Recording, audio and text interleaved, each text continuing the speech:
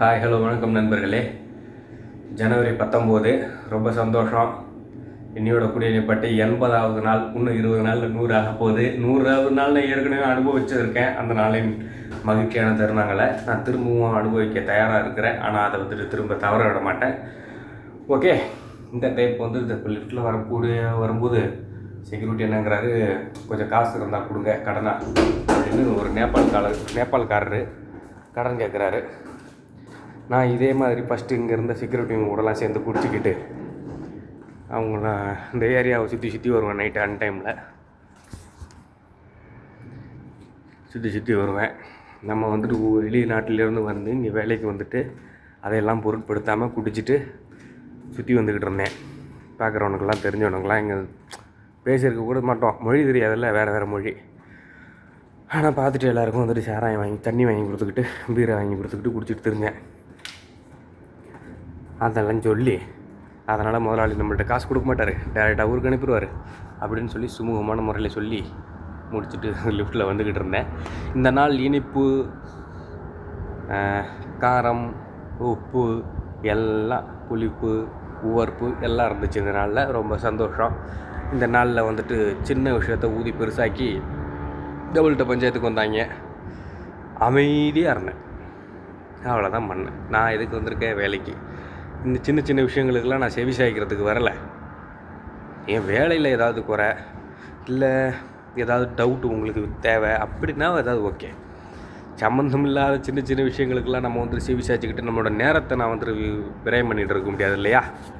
சரியான கோபம் நம்மளை இந்த அளவுக்கு ட்ரிகர் பண்ணுறாங்களேன்னு அமைதியாக தான் இருந்தேன்.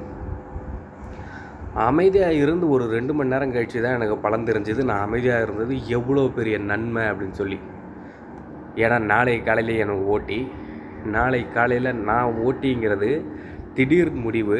எனக்கு இன்றைக்கி ஓட்டி, நாளை மறுநாள் ஓட்டி. 2 மாஸ்டர் லீவு. இன்றைக்கி ஒரு ஆள், நாளான்னைக்கு ஒரு ஆள், 19ஆம் தேதி ஒரு ஆள், 21ஆம் தேதி ஒரு ஆள். ஆனால் நாளைக்கு 20ஆம் தேதி திடீர்னு ஒரு ஆள் லீவு. இது சடனாக முடிவு பண்ணது. முதலாளி எப்பவுமே நான் தான் சொல்லிருக்கிறேன்ல, என்னை தான் நம்புவார். ஓட்டின்னா ஏமாற்ற மாட்டான், கரெக்டாக வேலை செய்வான் அப்படின்னு சொல்லி ஓடிக்கிட்டு ஒளிஞ்சிக்கிட்டு வேலை செய்யாமல் தெரிஞ்சுக்கிட்டு ஓப்பி அடிக்க மாட்டான்னு சொல்லி, அதனால் எனக்கு தான் அந்த வாய்ப்பை முதல்ல கொடுப்பாரு. அதே போல் என்னை தான் இது போல் வந்துடுறியா, செஞ்சிட முடியுமா, காலைல 10 மணிலேருந்து அப்படியே நேராக நின்றுறியா 1 மணி வரைக்கும், நைட்டு 1 மணி வரைக்கும்னு கேட்டார். 3 மணி நேரம்லாம் ஒன்றும் பிரச்சனை இல்லைன்னா செஞ்சிருவேனே அப்படின்னு சொல்லி சொன்னேன். ஆனால் எனக்கு ஓட்டிங்கிறது ஏற்கனவே அங்கே வேலை செய்கிறவங்களுக்கு தெரிஞ்சிருக்கு. நான் இன்றைக்கி கோவப்பட்டு அந்த விஷயங்களுக்கு நான் ஏதாவது ரியாக்ட் பண்ணியிருந்தேன் அப்படின்னா, காலையில் ஓனரோட அப்பா இருப்பார். அவர் கொஞ்சம் வயசானவர், அவர் கவுண்டரில் இருப்பார். அவர் நம்மளை ஏதாவது தொந்தரவுகள் பண்ணிக்கிட்டு இருந்தாங்க, ஏதாவது டென்ஷன் பண்ணுறாங்க அப்படின்னா அது அவருக்கு தெரிய போகிறதில்ல. இதே எங்களோட இன்னொரு ஓனர் இருக்கிறாரு. அவர் இருந்தாருன்னா எங்கள் கடையில் எப்படி சொல்கிறதுனா, எல்லாருமே நேர்மையாக வேலை செய்வாங்க. எப்படின்னா, என்னால் வேலை செய்ய முடியாது, எப்படின்னா என்னை வேலை செய்ய விட மாட்டாங்க, அப்படி இருக்கும் எங்கள் கடையில். அந்தளவுக்கு எல்லாருமே தரமாக வேலை செய்வாங்க. அவங்களுக்கு கொடுக்க வேண்ட வேலையை மீறி செய்யறதுக்கு கூட ஆள் இருக்கே தவிர அதுக்கு குறைஞ்சி செய்கிறதுக்கோ மிஸ்டேக் செய்கிறதுக்கோ வேலையே கிடையாது. அவர் திட்டவோ அடிக்கவோ கெட்ட வார்த்தை பேசவோ இதெல்லாம் பண்ண மாட்டார். அவர் தப்பு நடந்தால் அந்த இடத்த சுட்டி காட்டுவார் கரெக்டாக, விவரமாக. அவர் கண்ணுலேருந்து எதுவுமே மிஸ் ஆகாது. ஒரு சின்ன விஷயமா இருந்தாலும் அதை கரெக்டாக நோட் பண்ணுவார். எப்படி ஒரு மைண்டு இவ்வளோ இதாக வேலை செய்யுது? அங்கே கல்லாவில் காசு வாங்கியும் போடணும், ஆன்லைன் ஆர்டரையும் பார்த்து அதை ஆர்டர் பண்ணணும், அதையெல்லாம் கொண்டு நம்பர் எழுதி பிளாஸ்டிக்கில் போட்டு ஒரு பொருள் கூட மிஸ் ஆகாமல் நம்பர் எழுதி வைக்கணும். இதெல்லாம் நடந்துக்கிட்டு இருக்கும்போது எவன் அங்கே ஏமாத்துறான், எவன் வேலை செய்யாமல் உழப்புறான், யாரும் எந்த கஸ்டமருக்கு என்ன போக வேண்டியிருக்கு, இந்த சாப்பாடு ரொம்ப நேரமாக இங்கே ரெடி ஆகிருக்கு ஒன்றும் எடுக்கல, எல்லாத்தையும் அவர் அனலைஸ் பண்ணுவார். அந்த ஒரு பார்வதை பார்த்தாருன்னா அந்த இங்கே என்னென்னலாம் இருக்கோ அதை அப்படியே செம்ம டேலண்டானவர். ஏற்கனவே சொல்லியிருக்கிறேன்ல, எங்கள் முதலாளி ரொம்ப டேலண்ட்டு அப்படின்னு சொல்லி, ரொம்ப நல்லவங்க அப்படின்லாம் சொல்லி. அதனால் அது அவர் டார்கெட் பண்ணி கரெக்டாக மிஸ்டேக்ஸ் எல்லாம் கண்டுபிடிச்சி கரெக்டாக சொல்லுவார், மாற்றிக்க சொல்லுவார். அதனால் இவங்க பூரா நான் எப்படி இம்ப்ரெஸ் ஆகிறேனோ அதே போல் அவரை பார்த்து இம்ப்ரெஸ் ஆகி அவர் முன்னாடி இன்னும் நிறைய வேலை செய்கிற மாதிரி ஆக்டிங்கை போடுவாங்க. அதே போல் அவருக்கு தெரியும் எல்லாம் இப்படி பண்ணுறாங்க அப்படின்னு சொல்லி, நடிக்கிறது எல்லாமே தெரியும். மிஸ்டேக் பண்ணால் கண்டிப்பாக யாராக இருந்தாலுமே அதை சுட்டி காமிச்சு சொல்லுவார், மாற்றிக்க சொல்லி சொல்லுவார். அதுக்காக எவனும் மிஸ்டேக் பண்ண மாட்டாங்க, கரெக்டாக நான் ரொம்ப நல்லவங்கிற மாதிரி இருப்பாங்க. ஆனால் காலையில் தாத்தா இருக்கிறாரு, அவர் கொஞ்சம் வயசானவர். அவர் இருக்கும்போதெல்லாம் நம்மளை ஈஸியாக வந்துட்டு கடுப்பாக்கிடுவாங்க, நம்மளை கூட வேலை செய்கிறவங்க. நல்ல வேலையாக ஜஸ்ட்டு மிஸ்ஸில் நான் வந்துட்டு தப்பித்தேன். நான் ஏதாவது கோவப்பட்டு சண்டை போட்டிருந்தேன் அப்படின்னா காலையில் வரக்கூடிய கேங்கு பூரா வந்துட்டு டீமாக சேர்ந்துக்கிட்டு காலையில் நம்மளை வந்துட்டு போட்டு பார்த்துருவாங்க. போட்டு பார்த்துருவாங்கன்னா நம்ம வேலையில் எதுவுமே பண்ண முடியாது. நம்மளோட வேலையை வந்துட்டு கவனமாக நம்மளை செய்ய விட மாட்டாங்க. நம்ம மைண்டு ஏதாவது டிஸ்டர்பில் இருந்ததுன்னா நம்மளால் எப்படி வேலை செய்ய முடியும்? அப்படி தான் நான் அமைதியான முறையில் கையாண்டேன். அதுக்கப்புறம் ஆறுவது சினம்னு சொல்லுவாங்கள்ல, அது போல் ஆச்சு இன்னைக்கு. ஓகே இந்த நாள் ஓகே. அதான் வீட்டில் தான் எங்கள் அப்பா பற்றி சொன்னோம்ல.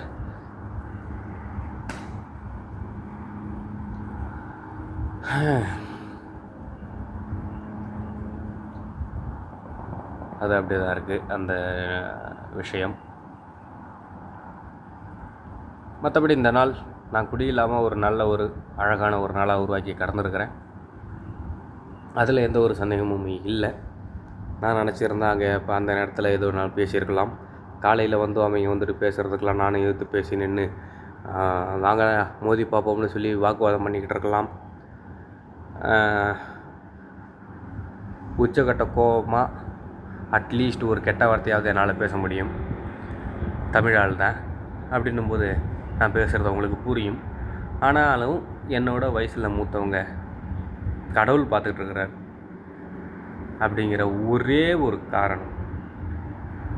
என்னோடய முதலாளி சங்கடப்படுவார், நான் சொல்லக்கூடிய நபர் சங்கடப்படுவார் அப்படிங்கிறத அதெல்லாம் நடக்கும். அதெல்லாம் தாண்டி கடவுள் பார்த்துக்கிட்டு இருக்கிறார். இன்றைக்கி நான் அவரை வந்துட்டு ஏதோ ஒரு கெட்ட வார்த்தை நான் கோபத்தில் நான் பேசுகிறேன் அப்படின்னா அவர் மேலேயே தப்பு இருக்கட்டும், என் மேலே நியாயம் இருக்கட்டும். ஆனாலும் நான் பேசினது தப்பு தானே, வயசுக்கு ஒரு மரியாதை வேண்டும் இல்லையா? ஆனாலும் இதையும் நான் நினைக்கிறேன், அவர் வயசுக்கு இது தெரியாதா? ஒருத்தனை கொட்டை குனிகிறதும் தப்பு, குனிய கொட்டுறதும் தப்பு. ஒருத்தர் இந்தளவுக்கு வந்துட்டு சும்மா டென்ஷன் பண்ணிக்கிட்டே இருந்தால், இத்தனை வயசு ஆகுது, நம்ம நாடு விட்டு நாடு வந்திருக்கிறோம், ஒரே மொழிக்காரங்க. ஆனாலும் இந்தளவுக்கு நம்ம ஒருத்தர் வந்துட்டு மற்ற மொழிக்காரர்கள் கூட சேர்ந்துக்கிட்டு அவங்களெல்லாம் இவனுக்கு ஆப்போசிட்டாக திருப்பிக்கிட்டு இதெல்லாம் பண்ணிகிட்டு இருக்கோமேனு அவங்களுக்கா தெரிய வேண்டாமா? இத்தனை வயசாகியும் இப்படிப்பட்ட மனிதர்கள்லாம் உலகத்தில் வாழ்கிறாங்களா அப்படின்னு சொல்லி எனக்கு ஆச்சரியமாக இருக்குது. என் வயசுக்கு வந்துட்டு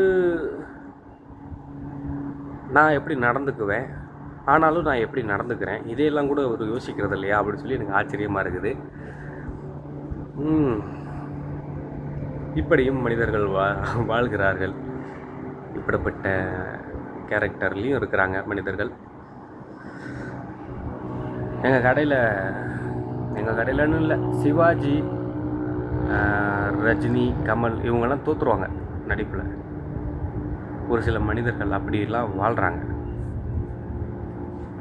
இதெல்லாம் வந்துட்டு நிறைய பேர் இந்த மோட்டிவேஷன் வாட்ஸ்அப் ஸ்டேட்டஸ், இந்த சேட் ஸ்டேட்டஸு வாட்ஸ்அப் ஸ்டேட்டஸு, அப்புறம் மோட்டிவேஷனல் ஸ்பீச்சு இதெல்லாம் நான் கேட்கும்போது சொல்லுவாங்க, இப்படிலாம் யாரா இருப்பா, இப்படிலாம் இருப்பாங்களோ, அப்படிலாம் இருந்தாங்கன்னா நம்ம இப்படி நடந்துக்கணும்னு சொல்கிறாங்களோ நான் நினச்சேன். ஆனால் வயசு கொஞ்சம் கொஞ்சமாக ஏற அந்த வாழ்க்கை ஓட்டத்தில் நம்ம ஓட ஆரம்பிக்க தான் தெரியுது இப்படிப்பட்ட மனிதர்களும் இருக்கிறார்கள். சின்ன வயசுலேருந்தே நம்ம பார்த்துக்கிட்டு இருந்திருப்போம், ஆனால் அவங்களுக்குன்னு வேறு கேரக்டர். அது நம்ம வந்து ஒரு வயசுக்கு வந்து நம்மளும் பணக்கார சம்பாதிக்கணும்னு அவங்க கூட சேர்ந்து போகும்போது அது நம்ம தெரியும். நிறையா இந்த துரோகங்கள், ஏமாற்றங்கள் இதெல்லாம் நான் கேட்கும்போது இப்படிலாம் யாராவது இருப்பாங்களா? எங்கேயோ ஒரு சில பேர் இருப்பாங்கன்னு பார்த்தா பெரும்பாலான நபர்கள் அப்படியே இருக்கிறாங்கப்பா. இதுக்கு நடுவில் வந்துட்டு நேர்மையாக வாழ்கிறது கஷ்டம். ஆனால் நேர்மையாக வாழ்கிறதுனால எதுக்கும் பயப்பட தேவையில்லை. அது நான் வந்துட்டு டெய்லி நான் அனுபவிக்கிறேன். நான் எதுக்கும் பயப்படலை. ஏன்னா என்கிட்ட நேர்மை இருக்குது, நியாயம் இருக்குது. நாளை காலையில் ஏதாவதுனாலும் நான் வந்துட்டு சண்டை போட்டு எங்கள் முதலாளிகிட்ட நேரடியாக இது போல் தொந்தரவாக இருக்குது அப்படி சொன்னோன்னா நம்புவாங்க. ஏன்னா நான் இத்தனை நாளாக அந்த பேரை உருவாக்கியிருக்கிறேன். என்னை நம்புவாங்க, நான் நேர்மையானவன் அப்படி சொல்லி. அதனால் நான் பயப்படலை. எதுக்கு தேவையில்லாத தொந்தரவுகளை இன்னும் வளர்க்கணும்? அடுத்தடுத்து அவங்களுக்கு உரம் போடுற மாதிரி, அடுத்தடுத்து அவங்களுக்கு சாவி போடுற மாதிரி எதுக்கு அதை வளர்க்கணும் அப்படின்னு சொல்லி நான் ஒதுங்க பார்க்குறேன். நான் வந்திருக்கிறது வேலைக்கு அப்படின்னு சொல்லி. இதே சண்டை போடணும், இல்லை வாக்குவாதங்கள் பண்ணணும், பேசி பார்க்குவோம் வா ஒரு டாபிக் எடுத்து, இல்லை சண்டை போடுவோம், இல்லை வேலை செஞ்சு பார்ப்போம், நீ பெரியாளா நான் பெரியாளா, இல்லை எக்ஸசைஸ் பண்ணுவோம், இல்லை ரன்னிங் ரேஸ் வைப்போம் அப்படி சொன்னால் வா பண்ணலாம். அது வேறு. நான் இங்கே வந்திருக்கிறது வேலைக்கு. நான் வேலையை தான் செய்ய முடியும். கூட வேலை செய்கிறவங்களோட பொறாமைகளுக்கு நம்ம வந்துட்டு வழிகட ஆகக்கூடாதுல்ல. அதை நான் புரிஞ்சு அதில் நான் வந்துட்டு சர்வே பண்ண பார்க்குறேன். பிக் பாஸில் இருக்கிற முத்துக்குமரன் மாதிரி. ஓகே, அவர் தான் டைட்டில் வின்னர் ஆகிட்டாராம்ல. ரொம்ப சந்தோஷம். முத்துக்குமரன் அவருக்கு நான் ஓட்டு போடலை, என்னோடய நேரம் அப்படி. எனக்கு வந்துட்டு நான் இதுக்கு முன்னாடி ஓட்டு போட்டிருக்கேன் அவருக்கு. ஆனால் இப்போ ஃபைனலில் நான் அவருக்கு வந்துட்டு ஓட்டு போடலை. அது கொஞ்சம் மனசு கஷ்டமாக இருக்குது. ஆனால் அவர் ஜெயிச்சிட்டாருன்னு நினைக்கும் போது ரொம்ப ரொம்ப ரொம்ப ரொம்ப ரொம்ப ரொம்ப ரொம்ப சந்தோஷமாக இருக்குது எனக்கு. நம்மளை மாதிரி ஒரு பையன் போயிட்டு பிக் பாஸில் கலந்து இத்தனை நாள் 24 பேர் கூட சேர்ந்து, எல்லாருமே பிரபலங்கள், சீரியல்லையாக இருக்கட்டும், மக்களுக்கு ஒரு சில ஆயிரக்கணக்கான மக்களாக இருந்தாலும் சரி, அவங்களுக்கு அது தெரியும். குடும்பங்களுக்காவது அவங்களுக்கு தெரியும் அங்கே அதில் பங்கேற்றவர்கள் எல்லாரையுமே. அதில் ஒரு சராசரி மனிதன் போய் ஒரு பட்டிமன்ற பேச்சாளர் அதுக்குள்ளே போய் தன்னை ப்ரூவ் பண்ணணும் அப்படின்னு சொல்லி போய் டைட்டில் வின்னர் ஆகிறதுங்கிறதெல்லாம் நினச்சாலே புல்லரிக்குது எனக்கு. நிறைய டைம் அவனுக்கு நடக்கக்கூடிய ஸ்ட்ரெஸ்ஸான மூமெண்ட்லலாம் டக்குன்னு நான் அதெல்லாம் எந்திரிச்சு போய் அடிச்சிடலாமா, கெட்டாரத்தை பேசக்கூடாது, அப்படி வந்துட்டு அந்தளவுக்கு கோவம் வரும். அந்த வீடியோவை நான் பார்த்துக்கிட்டு இருக்கும்போது, அந்த இதை நான் பார்க்கும்போது கூகுளில் சரியான ப்ரெஷர் ஆகும் எனக்கே, அவனை வந்துட்டு ட்ரிகர் பண்ணும்போது அந்த ராயானவங்களாம். ஆனாலும் முத்துக்குமரன் அதை எப்படி அவன் பேசி எப்படி அதை இது பண்ணுறேன், அப்போ தான் முடிவு பண்ணேன் பேச்சு. இப்போ நம்ம இவங்கள்ட்ட எதுக்கு, நான் நல்லா பேசுவேன், என் மேலே நியாயம் இருந்துச்சு அப்படின்னா நான் எவ்வளோ கோபமாக இருந்தாலும் கரெக்டாக பேசுவேன். ஒரு லெவலுக்கு மேலே போயிடுச்சு, இவங்க வந்துட்டு வேணும்னே பண்ணுறாங்க அப்படின்னா சண்டை போடணும் அப்படிங்கிற ஒரு முடிவுக்கு வந்துட்டேன் அப்படின்னா நான் வந்துட்டு பேசலாம் மாட்டேன். அதுக்கு மேலே அது வேறு மாதிரி. ஆனால் அது வந்துட்டு இது வரைக்கும் நான் அப்படி கோவப்பட்டு ஹைப்பாகி ஹைப்பர் ஆக்டிவாக நான் செயல்பட்டு இது வரைக்கும் அது ஃபெயிலியர் ஆனதே கிடையாது. எத்தனையோ பிரச்சனைகள். ஆனால் நான் இப்போ வந்துட்டு அந்த வயசு அந்த 25 வயசெல்லாம் அப்படியே வரும்போது நம்மளுக்கு அது கொஞ்சம் அந்த சண்டை வெறி அதெல்லாம் வந்துட்டு கொஞ்சம் குறையுது, சிந்தனைகள் அதிகமாகுது இந்த 25 வயசுலேயே. ஒருவேளை இந்த தியானங்கள் இதெல்லாம் நான் நிறைய டைம் பண்ணி பயிற்சி செஞ்சு அந்த அனுபவங்கள் இருக்கிறதுனாலயா, அதன் வெளிப்பாடாக என்னன்னு தெரியல, இல்லை அந்த 20 to 25 வயசு அந்த ஸ்பீடாக என்னன்னு தெரியல. சரி, முத்துக்குமரன் மாதிரி நம்ம வந்துட்டு பிரச்சனைகளை கையாளணும் அப்படின்னா என்ன பண்ணலான்னு சொல்லி புக்கு ஒன்று ஆர்டர் போட்டிருக்காங்க. இந்த பிக் பாஸை பார்த்து நான் கற்றுக்கிட்டது என்னென்னா, பிரச்சனைகளை கண்டு ஓடக்கூடாது, பொழியக்கூடாது, அதை வந்துட்டு நம்ம சால்வ் பண்ணணும். அப்படி சால்வ் பண்ணக்கூடிய இடத்துல நம்ம இல்லை அப்படின்னா அதை நம்ம பிரச்சனையாகவே எடுத்துக்கூடாது அப்படின்னு சொல்லி முடிவு பண்ணேன். எல்லாம் இந்த பிக் பாஸை பார்த்து நான் நிறைய கற்றுக்கிட்டேன். நான் இருக்கிறது ஒரு பிக் பாஸ் வீடு மாதிரி தான். என்ன அங்கே லட்சக்கணக்கான மக்கள் அதை பார்க்குறாங்க, நான் இங்கே வேலை செய்கிறத கடவுள் மட்டும் தான் பார்க்குறாரு இங்கே நடக்கக்கூடியதை. அவ்வளோதான். இப்போ இந்த ஊர் மொழியை கற்றுக்கிறதுக்கு நான் புக்கு வாங்கியிருக்கிறேன். மொழியெல்லாம் கற்றுக்கிட்டேன்னு வச்சுக்கிங்களேன், என்னை யாரும் என்னோட வேலையில் தலையிட முடியாது, என்னை வந்துட்டு என் மேலே இருக்கக்கூடிய பொறாமைகளை வெளிக்காட்ட முடியாது. அவ்வளோதான் சொல்ல முடியும். ஏன்னா வந்துட்டு ரொம்ப சொல்லிக்கிட்டே இருந்தோம்னா நம்மளை வந்துட்டு நான் வந்துட்டு மட்டம் தட்டிக்கிற மாதிரி இருக்குது. ரொம்பவும் சொல்ல முடியாது. நான் ஒவ்வொரு நாளும் என்னோடய லைஃப்பில் நடக்கக்கூடிய செய்திகளை தான் நான் வந்துட்டு நினைவுபடுத்தி பதிவு பண்ணுறேனே தவிர, இப்படியெல்லாம் ஸ்ட்ரெஸ்ஸான மூமெண்ட்ஸ் இருந்தும், இந்த மாதிரி ஸ்ட்ரெஸ்ஸான மூமெண்ட்ஸை எந்த யூடியூபராவது பேசி நீங்கள் பார்த்துருக்கீங்களா? இது மாதிரியான ஸ்ட்ரெஸ்ஸான மூமெண்ட்ஸ்லாம் இருந்து அதில் நான் கடக்கிறதுக்கு எப்படி சிந்திக்கிறேன்னு நான் வந்துட்டு பதிவு பண்ணுறேன். இதே நான் பழைய ஆளாக இருந்திருந்தேன் அப்படின்னா எப்படி இருக்கும்? நான் வந்துட்டு அப்படி இப்படின்னு நான் சொல்ல வரல, நான் குடிப்பேன். இப்போ எப்படிப்பட்ட சுச்சுவேஷன்ஸ் இருந்தாலும் என் கையில் காசு இருக்குது இன்றைக்கி, ஆனாலும் நான் குடிக்கலை. எப்பேற்பட்ட வித்தியாசம்! இதை தான் நான் பதிவு பண்ண விரும்புகிறேன். இந்த நாளில் நான் இப்படிலாம் ஸ்ட்ரெஸ்ஸாக இருக்கிறேன், அதை நான் இந்த மாதிரிலாம் அவாய்ட் பண்ணி அதில் சர்வைவ் ஆகிறதுக்கு முயற்சி பண்ணியிருக்கிறேன் அப்படின்னு சொல்லி தான் நான் பதிவு பண்ணுறேனே தவிர, எங்கேயுமே நான் என்னை வந்துட்டு தரந்தாழ்த்தி காமிச்சிக்கல, பேசிக்கல. எந்த யூடியூபரும் அப்படி பேச மாட்டாங்க. நம்மளோட கண்டென்ட் அப்படி. இதே நான் குடிச்சிட்டு இருக்கிறேன்னா, டென்ஷன் ஆச்சுன்னா என்ன பண்ணுவேன்? குடிப்பேன். டயர்டாச்சுன்னா என்ன பண்ணுவேன்? குடிப்பேன். புரியுது உங்களுக்கு? உடம்பு வலி குடிக்கலாம் அப்படி சொல்லி இது போலலாம் ஆகும். ஆனாலும் நான் ஒரு அடிக்ட் ஆளாக இருந்தும் நான் இந்த நாளை குடி இல்லாமல் இவ்வளோ டென்ஷன்ஸ்லேயும் 80வது நாளாக முடிவு செஞ்சு நிறைவு செஞ்சுருக்கிறேன். ரொம்ப சந்தோஷம். மற்றவங்க யாருக்கும் இதெல்லாம் தெரியாது. நான் எப்படி என்னோடய பின்புலம் எப்படி அப்படி சொல்லி தெரியாது. ஆனால் வந்துட்டு எனக்கு தெரியும், நான் ஒரு அடிக்ட் குடிக்கு. இது மாதிரியான விஷயங்களெல்லாம் நான் வந்துட்டு ஃபேஸ் பண்ணும்போது இந்த குடி இல்லாமல் நான் ஃபேஸ் பண்ணுறதுங்கிறது கஷ்டமான ஒரு விஷயம். இதை நான் வந்துட்டு இந்த நாளில் நான் நிறைவு செஞ்சுருக்கிறேன். என்னை சுற்றி இருக்கிறவங்களுக்கு இந்த செய்தி தெரியாதுன்னு நினைக்கும்போது இன்னும் கொஞ்சம் அது சந்தோஷமாக இருக்குது நான் இது மாதிரி பதிவு பண்ணும்போது. ஓகே, சந்தோஷம்தான். நான் இப்போ மொழி கற்றுக்கிறதுக்கு புக்கு வாங்கிட்டு வந்து வச்சுருக்கிறேன். இந்த மலேசியாவில் பேசக்கூடிய பெரும்பாலான மக்களால் பேசக்கூடிய மலாய் பாஷை, இங்கே வேலை செய்கிறதுக்கு மலாய் பாஷை தெரிஞ்சால் இன்னும் ஈஸியாக இருக்கும். இப்போ நம்ம தமிழ்நாட்டுக்கு வந்து வேலை செய்கிறோம்னா தமிழ் தெரிஞ்சால் தானே ஈஸியாக இருக்கும். அதுபோல் நான் அந்த புக்கு வாங்கிட்டு வந்து வச்சுருக்கிறேன். ஏன்னா எங்கள் கடையில் இங்கே வரக்கூடிய எல்லா பசங்களும் மற்றவங்க மூலமாக தெரிஞ்சுக்கிறாங்க மொழியை. ஆனால் எனக்கு சொல்லிக் கொடுக்கறதுக்கு யாருமே இல்லை. நான் கேட்டனாலும் கோவப்படுறாங்க, 2-3 நாள் பேச மாட்டுறாங்க. அதுக்குன்னு பொறாமையில் வந்துட்டு சண்டை மூட்டி விட்றாங்க மற்றவங்கள்ட்ட. அதுக்கு தான் எதுக்கு நம்ம மற்றவங்கள டிஸ்டர்ப் பண்ணணும்? எவ்வளவோ இருக்குது, மொபைலில் எவ்வளவோ இருக்குது. இப்போ எந்தெந்த வகையில் நம்ம அறிவை வளர்த்துக்கலாம். நாங்கள் கடைக்கு வரக்கூடிய தமிழ் ஆளுங்க, நம்ம பசங்க, அவங்கள்ட்டலாம் நான் வந்துட்டு கேட்டு தெரிஞ்சுக்குவோம் ஒரு சில வார்த்தைகள். அப்புறம் இப்படியே எத்தனை நாள் நம்ம போகிறதுன்னு சொல்லி தான் புக்கு வாங்கிட்டு வந்து வச்சிட்டேன். யூடியூப்லலாம் நிறைய வந்துட்டு பார்த்தேன் வீடியோஸ் எல்லாம். அதெல்லாம் வந்துட்டு ஒன்றும் திருப்திகரமாக இல்லை. அப்புறம் தான் புக்கு ஒன்று ஆர்டர் போட்டேன். 10 வழி ஆன்லைனில் ஆர்டர் போட்டு அது வந்ததோட அந்த ட்ராவலிங் சார்ஜோட சேர்த்து 10 வழி. புக்கு 4.5 வழி தான், வந்ததெல்லாம் சேர்த்து 9 வழி 70 காசு இன்றைக்கி வந்துருச்சு. ரொம்ப சந்தோஷமான நிகழ்வு அது. நான் மட்டும் படிக்க ஆரம்பிச்சிட்டேன்னா, நான் இந்த புக்கு வாங்கினதே பல பேருக்கு வந்துட்டு பீதியை கிளப்பிருச்சு. படிச்சுட்டேன் அப்படின்னா, நான் கொஞ்சம் பேசிலாம் பழகிட்டேன் அப்படின்னா, நான் பாட்டுக்கு நிம்மதியாக வேலை செய்யலாம்.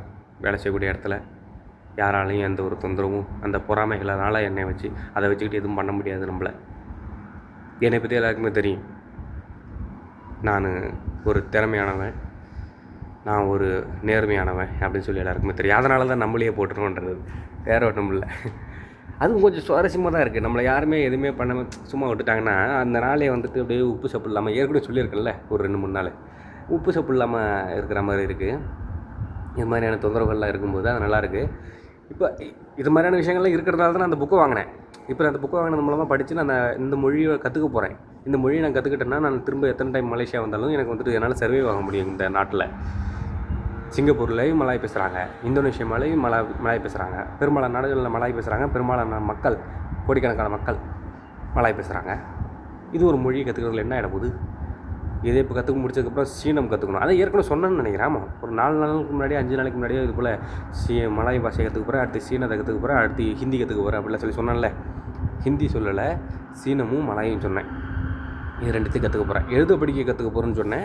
மலாய் எழுதுறது வந்துட்டு அப்படியே இப்போ வணக்கம்னு சொன்னால் VANA அப்படின்னு நம்ம வந்துட்டு எழுதுகிறோம்ல, அது போல் தான் இங்கிலீஷில் எழுதுறது. அந்த அந்த தமிழ்னா தமிழ்ன்றோம்ல, அது போல் அது இங்கிலீஷில் எழுதுறது தான். இப்போ சீனம்னா அந்த மலைன்னா மலை மாதிரி டயக்ராமில் வந்துட்டு எழுதுகிற மாதிரி இருக்கும். அது பார்த்துக்கலாம், அது கற்றுக்கலாம். முதல்ல மலாயை கற்றுக்குவோம் வேலை செய்கிற இடத்துல. கற்றுக்கிட்டேன்னா அதுக்கப்புறம் இன்னும் என்னோடய வேலை வந்துட்டு இப்படி இருக்கக்கூடிய என்னோடய வேலை இன்னும் இப்படி போயிடுங்க. என்னோடய தொழிலில் இன்னும் சிறப்பாக நான் விளங்குவேன். எங்கள் கடையில் நான் ஒரு முக்கியமான ஒரு ஆளாக வருவேன். எங்கள் கடையில் நான் வந்துட்டு ஒன்றுமே தெரியாமல், அதை ஏற்கனவே சொல்லியிருக்கிறேன். நான் அந்த புக்கு இது போல் கற்றுக்க போகிறேன்னு சொல்லும் போதே அப்போ நான் என்ன சொல்லியிருக்கிறேன், நான் வெறும் ஹார்ட் ஒர்க் தான் பண்ணுறேன். ஏதோ ஒரு சின்ன இடத்துல ஒரு டவுட்டுக்காக மற்றவங்கள நான் நாடும்போது அந்த இடத்துல அந்த மொத்த கிரெடிட்டையும் அவங்க எடுத்துக்கிறாங்கன்னு சொன்னல. இப்போ நான் மொழியை கற்றுக்கிட்டேன், வேலையும் கற்றுக்கிட்டேன் அப்படின்னா நான் எங்கள் கடையில் நானும் ஒரு முக்கியமான நபர்களில் ஒருவர். ஓகே, அவ்வளோதான். வேறு என்ன, இந்த நாள் ஒரு நல்ல நாளாக முடிஞ்சிச்சு. வெற்றிகரமாக குடி இல்லாத ஒரு நாளாக கடந்துருக்கிறேன். பல ஸ்ட்ரெஸ்ஸு, பல தொந்தரவுகள் இதெல்லாம் இருந்ததுனால இந்த நாள் இனிமையான நாளாக அமைஞ்சுது. எதுவுமே இல்லைன்னா இந்த நாள் வந்துட்டு சப்புன்னு போயிருக்கும். நாளை காலைல 10 மணிக்கு போகணும் வேலைக்கு. மணி இப்போது 2 தாண்டி இருக்கும். மணி 2 ஆக போகுது. இதுக்கப்புறம் நான்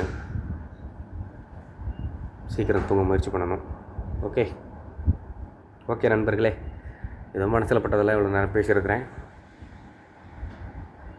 இந்த நாளை நான் குடி இல்லாமல் கடந்திருக்கிறேன். இது ஒன்றும் அவ்வளோ சாதாரண ஒரு விஷயம் கிடையாது.